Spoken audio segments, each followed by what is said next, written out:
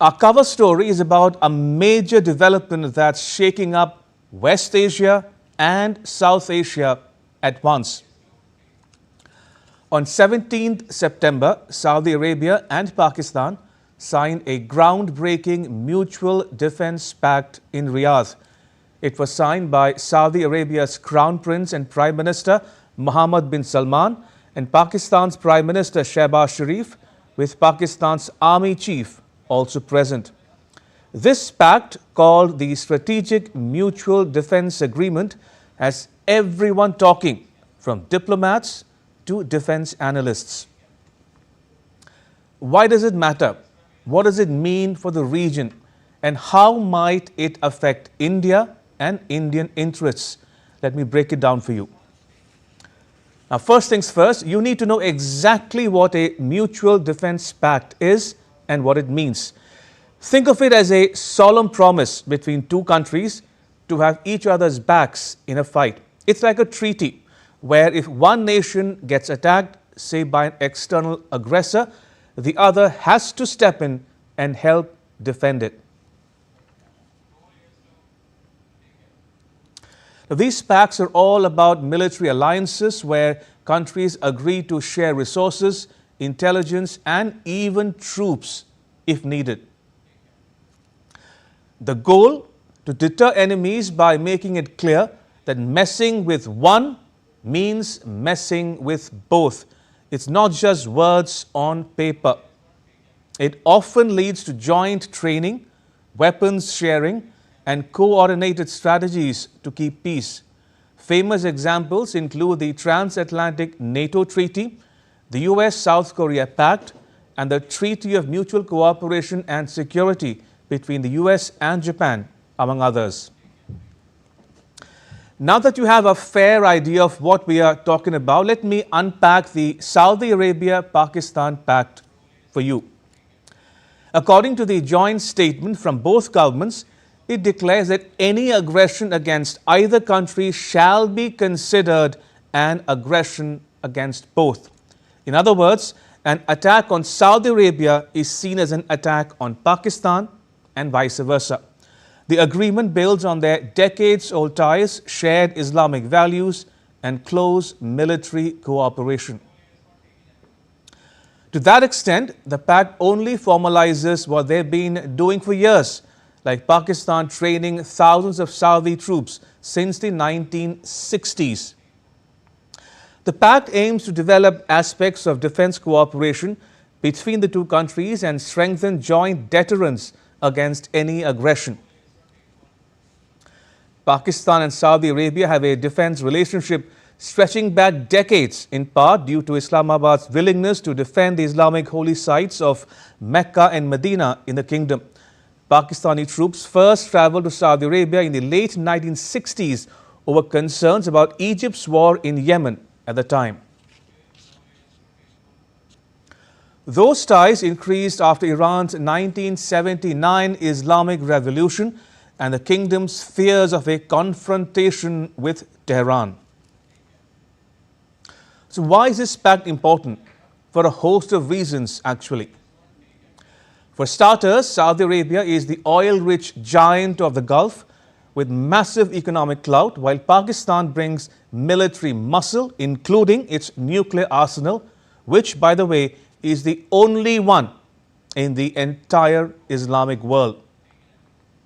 And that adds a layer of complexity and perhaps volatility to this pact. While neither side has explicitly said that the pact includes nuclear weapons, it covers everything from conventional weapons to advanced technology. Now, asked whether Pakistan would be obliged to provide Saudi Arabia with a nuclear umbrella under the pact, a Saudi Arabian official told the Reuters news agency, rather cryptically, that this is a comprehensive defensive agreement that encompasses all military means. The kingdom has long had close economic, religious, and security ties to Pakistan, including reportedly providing funding for Islamabad's nuclear weapons program. Now, over the years, some analysts have suggested that Saudi Arabia could be included under Islamabad's nuclear umbrella. A retired Pakistani Brigadier General, Feroz Hassan Khan, in his book on his country's nuclear weapons program called Eating Grass, The Making of the Pakistani Bomb, said Saudi Arabia provided generous financial support for the program's effort. In a 2007 U.S. diplomatic cable published by WikiLeaks, U.S. diplomats in Saudi Arabia noted that their Pakistani counterparts had brought up the idea of the kingdom pursuing a weapons program alongside Islamabad. It's also a big deal globally because it shows Gulf states such as Saudi Arabia are diversifying their security options.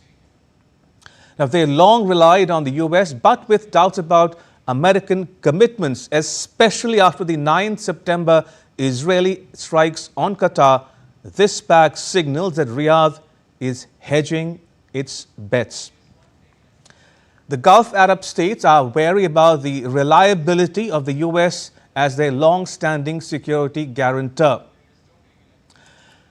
What's in it for Pakistan, you might wonder? Well, for one, the kingdom has long been a bulwark of economic support to help shore up Pakistan's faltering economy. Now, is there a precedent for this? Has either country signed something similar before? The answer is yes, although the pact is qualitatively different from the ones I am going to cite. Let's start with Saudi Arabia. Now, back in the 1950s, the kingdom inked a mutual defense assistance agreement with the U.S. The U.S. gave military aid and training in exchange for basing rights and cooperation against the Soviet bloc. Now, Saudi Arabia has also been a part of the broader Gulf alliances such as the Peninsula Shield Force under the Gulf Cooperation Council. As for Pakistan, it has been in the game of alliances since the Cold War times. In 1954, it signed a mutual defense assistance agreement with the U.S., which led to billions in aid and weapons. Now, we joined SEATO and CENTO. SEATO, of the Southeast Asia Treaty Organization, was a Cold War era collective defense treaty and organization formed in 1954 by 8 countries: the U.S., France, the UK, Australia, New Zealand, Pakistan, the Philippines and Thailand to prevent the spread of communism in Southeast Asia. And CENTO, of the Central Treaty Organization, was a Cold War military alliance aimed at countering Soviet influence in West Asia.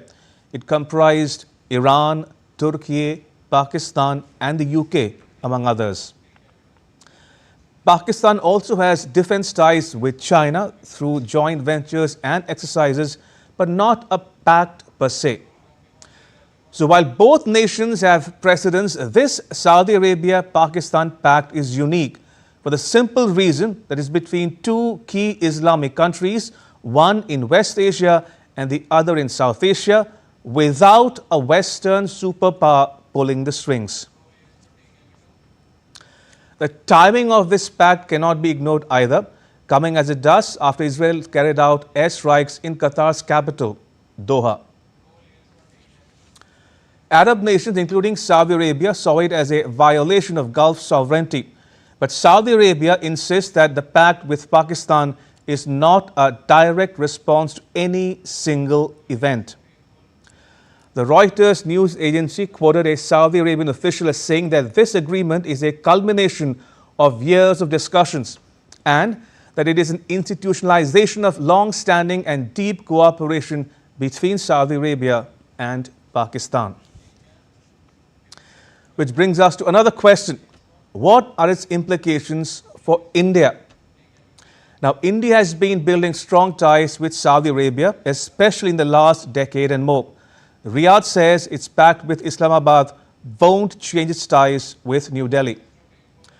The Saudi Arabian official who spoke to Reuters says that, quote, "Our relationship with India is more robust than it has ever been. We will continue to grow this relationship and seek to contribute to regional peace whichever way we can," unquote. But India is cautious, not least because the pact comes months after India conducted a military operation codenamed Sindoor against Pakistan in retaliation for the 22nd April terror attack at Pahalgam. Incidentally, Prime Minister Modi was visiting Saudi Arabia when he cut short his trip following the terror attack. New Delhi says that it will study the implications of this development for its national security as well as for regional and global stability. The statement adds that India was aware that this development, which formalizes a long-standing arrangement between the two countries, had been under consideration. So what do you think? Does the Saudi Arabia-Pakistan pact bring more stability or spark more worries? Do tell us.